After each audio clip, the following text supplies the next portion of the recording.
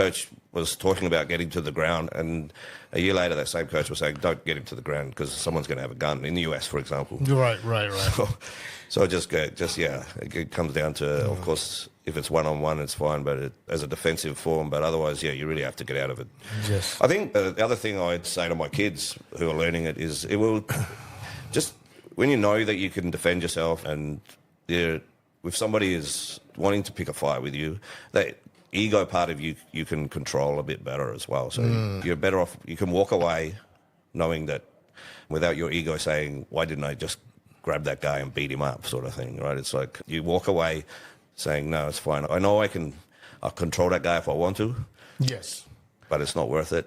And who knows what else will happen and whether he's got a friend over there and things like that. It gives you the character to walk away, I think. I like that part of it. I think that's very important. Well, I haven't been in that kind of situation many times, but sometimes when you are in a heated moment, so sometimes you feel, I want to get involved or something like that. But having this calmness and then, self-confidence and say, okay, well, all right. I mean, he might be a bit of a nutcase, but, no point of getting involved, Yeah, that's right. Yeah.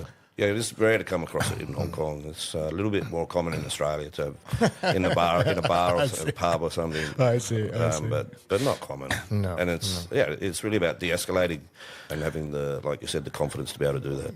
Yes. And then your journey from starting from learning and then getting interested, and from that you start competing, right? And from that period to become a champion, how long did it take you and what's the process like?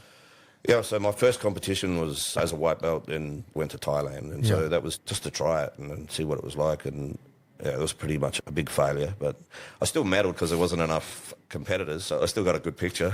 Yeah. But again, it was against younger and bigger guys. So I wasn't upset or anything. And then the coaches just kept encouraging me. So that was, as a blue belt, I think I just kept training more and more. So obviously got better, and then... So the coaches just kept encouraging me to join it's called the IBJJF, so the International Brazilian Jiu-Jitsu Federation competition. So that's what, like I said before, they have masters up to Masters 7. So I started training a lot more for that with their encouragement. So with training for a competition, you start training more, and then people that are on the same level as you, or maybe better, of course, a lot of them, and you're rolling with them, you suddenly start matching them a little bit more, going a little bit longer before they submit you, make you tap. And then, the encouragement's there because you can feel the change. And then people start saying, you're getting much better, and you can see the change. So the encouragement was there from not just the coaches, but other people. What was the question exactly? I forgot. What was it like to start training for competition? From competition, yeah.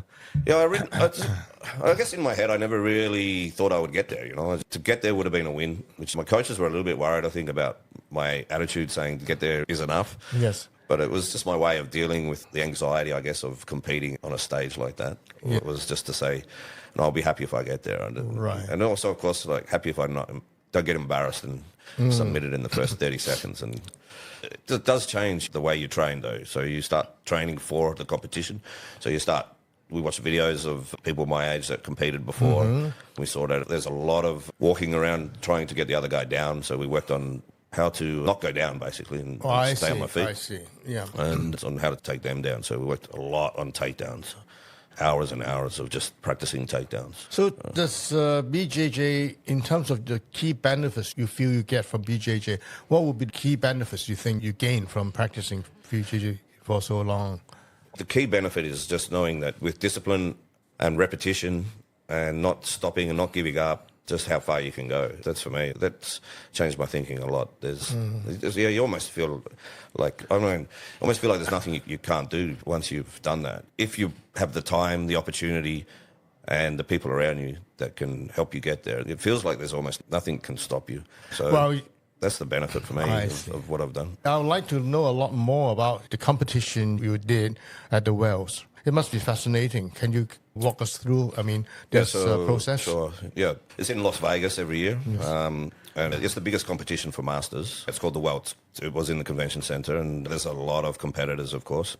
First of all, it's very intimidating because It seems like everybody looks like a professional athlete almost. They have coaches, and the Brazilians are all there, and they start chanting when their guy is fighting. It's sort of what you walk in and you just think, what am I doing here? This I don't really belong.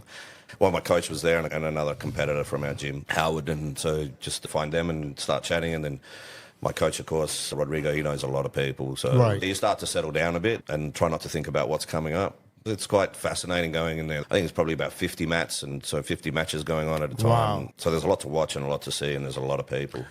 So then your time comes, and they put you in a little area called a pit where you get ready to fight. So everybody's a little bit different in there. You've got some people who look like they're meditating, and then you've got other people with headphones on, walking around, pumping themselves up. So a little bit of both. I just lied down and listened to Tool. I love Tool. Stinkfist was my fight song, I call it. Right. So I was listening to that, and then, you're sort of looking around who's your competitor and trying to pick. The first competitor I had was a guy from Japan. There was no information on him that I could find, so I think he was new to competing at IBJJF comp and definitely at the Worlds. So he was my first fight, and there was 7 of us in our bracket. So that meant if I won my first fight, that meant I would podium, because 7 guys, the number 1 ranked guy, he had a bye. And then so 6 of us were in 3 matches. So that would leave only 4 people left after the first round. So that's first, second, and equal third. We'll get a medal. So I was just focusing on trying to win that first fight. And that to me was going to be my next little win, would be to get on the podium at Worlds would be something amazing. Right. So that fight went really well, actually. I think he was a relatively new blue belt and first time to compete at something like that. Whereas I'd been a blue belt for 2 years. And so I was a little bit advantaged, and so I got him down pretty quick and then kept on top of him for the rest of the match and just made sure I didn't make any mistakes and just watched the clock.